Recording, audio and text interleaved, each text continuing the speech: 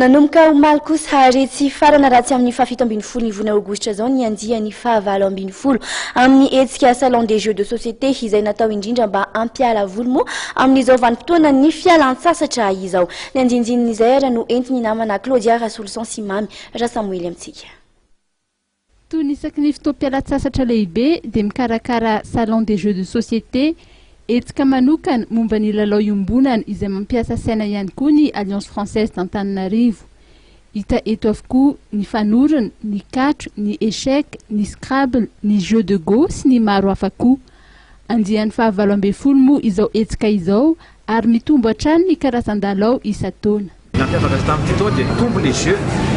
Ranoko izay tamin'ny 1996 9 jeux ny tao tamin'izany fotoana izany. Amin'izao fotoana izao izy efa any amin'ny 23 mahery any.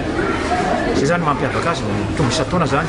Ary ny isan'ny mpandray anjara koa zany tonga eto manatrika eto isam-bolana isan'andro isan'andro zany dia mahatratra any amin'ny 300 isan'andro zany ny eritreretinay hoe ho avy eto. Ny tanjonay koa moa araka ilay voalaza teo hoe mikasika an'ilay salon de société moa zany dia hoe mba vakansa moa zany zao mpianatra amin'izao fotoana zao. Volana roa vita amin'ny fanadinan'ny BPC ka mibaka aloha dia manintona an'ireo ankizy eo zay mba hianatra jeu hafa zany zay tena atao hoe ampianarana jeu hafa. Ary misy ny ankizy dia tsy afaka manao vakansy dia tsy tomanay mankaty zany satria tsy manana possibilité zany mba aman-dreniny. Dia ao koa mba tsy asian'ilay ankizy le hoe vita ny fianarana vakansa dia mirenireny fotsiny dia lasany amin'ny fisotsotoka lasany amin'ny manandramana reny zany mahavelony reny.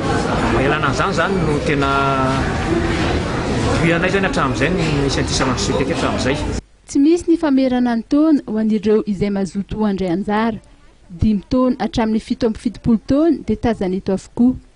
Ny herinandro voalohany moa dia karazana initiation na fampianarana ireo izay liana amin'ireo lalao-tsaina samihafa no tena mba an-toerana. Ary ny herinandro faharoa kosa dia misy ny tournoi na ny fifaninanana ho an'ireo izay efa manana traikefa kokoa. Raha ny kilalao mampiavaka ny malagasy no resahana dia ny fanorona no mahaliana ny ankizilahy ary ny katro kosa ny tena mahasarika ny ankizivavy.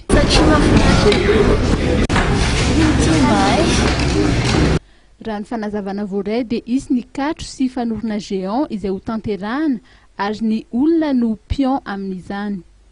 Anisan'ny mampiavaka ity andian'ny fahavalo ambin'ny folo ity ihany koa ny défi le boss izay sehatra iray ahafahan'ny ankizy mifanandrana amin'ireo mpampianatra sy mpanentana izay miisa 14 ankehitriny raha 10 izy ireo tamin'ny herintaona. Tsy farana raha tsy amin'ny fahafito ambin'ny folo ny volana aogositra moa ity salon des jeux de société ity.